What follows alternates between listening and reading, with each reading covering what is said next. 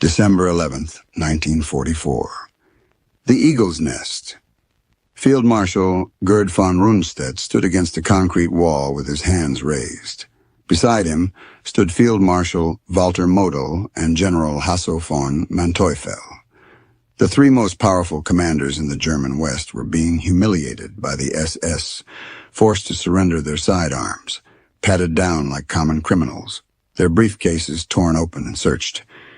The air in the room was heavy with silent fury. These were men of the old Prussian aristocracy. They valued honor above breath itself.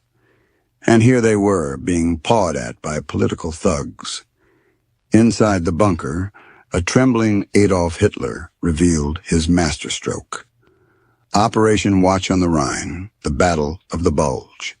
200,000 German soldiers would smash through the Ardennes and capture the port of Antwerp. Hitler assured them victory was certain. The Americans, he said, were cowboys and playboys. They would panic at the first shot. They would break and run just like they had at Kasserine Pass 2 years earlier. Von Manteuffel said nothing, but he did not share his Führer's confidence. Von Manteuffel had fought the Americans. He knew they were not cowboys who would break at the first shot. But there was something else the German High Command had gotten wrong, something that would only become clear decades later. For decades, we have been sold a specific story, a story largely written by the German generals themselves. In their post-war memoirs and interviews, they claimed they had feared George Patton from the very start. They claimed they tracked his every move from North Africa to Normandy. They claimed he was the one man who kept them awake at night. It was a compelling story. It flattered the Americans, and it saved the pride of the Germans. But when historians finally cracked open the actual daily intelligence files from 1944, the documents written when the bullets were still flying, they found something shocking. The files were empty. In February 1944, 4 months before D-Day, German intelligence prepared detailed profiles on every senior Allied commander expected to lead the invasion. Eisenhower, Montgomery, Bradley. Omar Bradley's file was thorough. Montgomery's was exhaustive. Patton's file did not exist. There was no obsession. There was no fear. Until August 1944, there was barely a mention. The German generals had not been tracking Patton. They had been ignoring him. So how did the man they ignored become the man they claimed to fear most? And if they were not watching Patton, who were they actually watching? The answers came from post-war interrogations conducted by American Army historians and British military writer B.H. Liddell Hart. For years, they interviewed captured German generals about their assessment of Allied commanders. What those generals revealed was far more complicated than the story they had been selling. Of all the Allied commanders, only one earned genuine contempt from German generals. Mark Clark commanded the Fifth Army in Italy. He was tall, photogenic, and obsessed with his own image. He kept a personal public relations staff. He positioned photographers to capture his best angles. He believed he was destined for greatness. Field Marshal Albert Kesselring commanded German forces in Italy. After the war, he offered his assessment of Clark with barely concealed disdain. Kesselring told interrogators that Clark was predictable because he was vain. Clark would always choose the option that generated the best headlines. Military logic was secondary to publicity. The proof came at Anzio in May 1944. Clark's forces had broken out of the beachhead. The German 10th Army was retreating north, exposed and vulnerable. Clark had a chance to cut them off and destroy an entire German army. Instead, Clark turned his forces toward Rome. He wanted to be the liberator of the first Axis capital. He wanted the photographs, the headlines, the glory. He let the German 10th Army escape to fight another day. There is a tragic cost to that vanity. While Clark posed for photos in the Colosseum, American infantrymen were still dying in the mud of northern Italy, fighting the very same German units Clark had failed to trap. The photos were beautiful. The price was paid in blood. General Siegfried Westphal, Kesselring's chief of staff, considered Clark one of the greatest assets German forces had in Italy, not because of his skill, but because his vanity made him predictable. When you knew Clark wanted glory more than victory, you knew exactly what he would do. If Clark was predictable because of vanity, Bernard Montgomery was predictable because of caution. Montgomery commanded the British 21st Army Group. He had defeated Rommel at El Alamein. He was Britain's greatest military hero, and German generals could set their watches by him. Rundstedt's assessment was clinical. Montgomery was very systematic, he said. He would never attack until he had assembled overwhelming force. That approach worked if you had sufficient forces and sufficient time. But it also meant the Germans always knew when the attack was coming. General Günther Blumentritt, chief of staff to Rundstedt, demonstrated Montgomery's methods during his interrogation. He stood up and walked across the room in slow, deliberate steps, one foot carefully placed before the other. No sudden movements, no risks. That, Blumentritt said, was how Montgomery moved. They knew his formula. He required at least 2-to-1 superiority in men and 4-to-1 in tanks. They knew he would bombard for days before advancing. They knew he would stop at nightfall and consolidate rather than push through. This made him beatable, not through superior force, but through superior speed. If you could redeploy faster than Montgomery could prepare, you could always stay one step ahead. Operation Market Garden was the single time Montgomery abandoned caution. He gambled on a bold airborne assault to capture bridges across the Rhine. It was audacious. It was aggressive. It was everything Montgomery usually was not. It was also a catastrophic failure.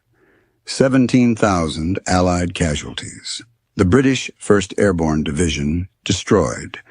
For the German defenders, it was a moment of grim satisfaction. For the Allied paratroopers left isolated at Arnhem, it was a nightmare. They had been dropped a bridge too far, sacrificed on the altar of a cautious general trying to prove he could be bold. German commanders noted the irony. The one time Montgomery tried to act like Patton, he proved why he should have stayed cautious. Not all British commanders earned German disdain. Harold Alexander commanded the 15th Army Group in Italy, technically Montgomery's superior in the Mediterranean. Where Montgomery was rigid, Alexander was flexible. Where Montgomery demanded control, Alexander managed. Kesselring held Alexander in genuine respect. He called him a gentleman and meant it as the highest professional compliment. Alexander commanded what Kesselring called a mongrel army. Americans, British, Canadians, Free French, Poles, Indians, Brazilians, New Zealanders, dozens of nationalities with different equipment, different doctrines, different languages. Holding them together required diplomacy that Montgomery never possessed. Kesselring observed that Alexander understood coalition warfare. He did not demand that everyone fight his way. He found ways to use each force's strengths while minimizing friction between allies. This made Alexander harder to predict than Montgomery. He was not wedded to a single doctrine. He adapted to circumstances. He let his subordinate commanders exercise initiative. German generals saw Alexander as what Montgomery could have been if Montgomery had possessed any humility, a British commander who earned respect through flexibility rather than demanding it through arrogance. The contrast was deliberate in German assessments. When interrogators asked about British leadership, German generals consistently praised Alexander while criticizing Montgomery. It was a rare thing in the brutality of the Second World War, a moment where enemy commanders looked across the battle lines and saw a reflection of their own professional code. They wanted to kill Alexander's army, but they would salute the man leading it. The message was clear. Germany's enemies were not uniformly good or bad. Some Allied commanders earned genuine professional respect. Others did not. Dwight Eisenhower was Supreme Allied Commander. He controlled more military power than any general in history. German generals did not consider him a general at all. Rundstedt's assessment was blunt. Eisenhower was a coordinator, not a commander. He was a political figure who managed the alliance. He was not a soldier who understood battle.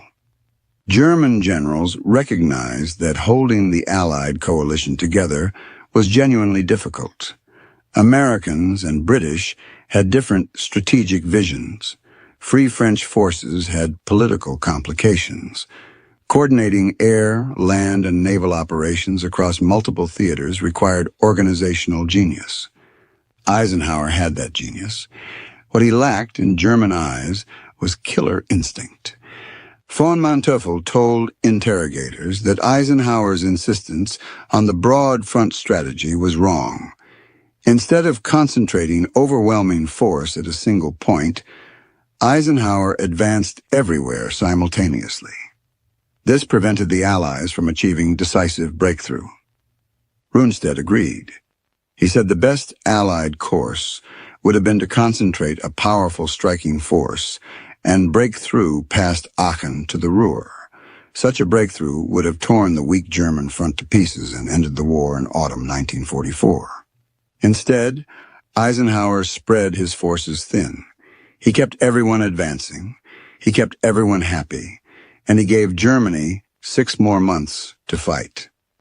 German generals saw this as proof that Eisenhower thought like a politician rather than a warrior. He could not bring himself to favor one subordinate over another. He could not accept that military efficiency sometimes required political friction. The chairman kept the board together, but he never delivered the killing blow. Omar Bradley commanded the largest American force in Europe, 12th Army Group, over 1 million men. German generals found him difficult to assess because he was difficult to see. Bradley did not seek publicity like Clark. He did not cultivate eccentricity like Patton.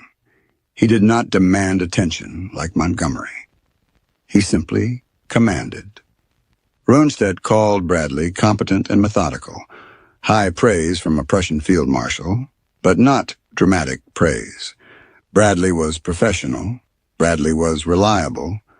Bradley was exactly what you expected an American general to be. This made him dangerous in a different way than Patton. Bradley would not take insane risks. But he would not make mistakes either. He would apply pressure steadily and relentlessly until something broke. German commanders noted that Bradley's style reflected American industrial power. He did not need brilliance. He had overwhelming resources.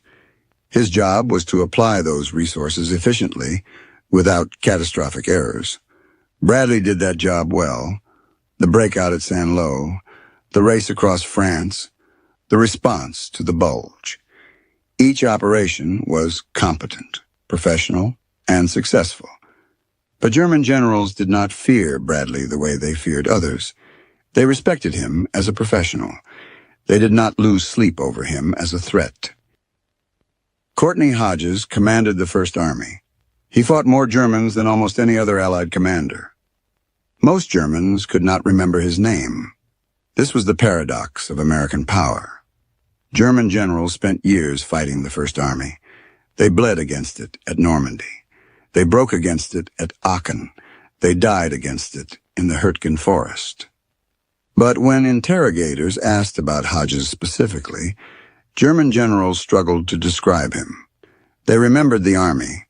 Von Manteuffel's assessment was telling. He said the Americans fought like a machine, relentless, impersonal, unstoppable. Individual commanders mattered less than the system. First Army had unlimited ammunition. First Army had air superiority. First Army had replacement troops and replacement tanks and replacement everything. When one American unit was destroyed, Another appeared to take its place. German generals had spent years studying individual commanders, looking for weaknesses to exploit.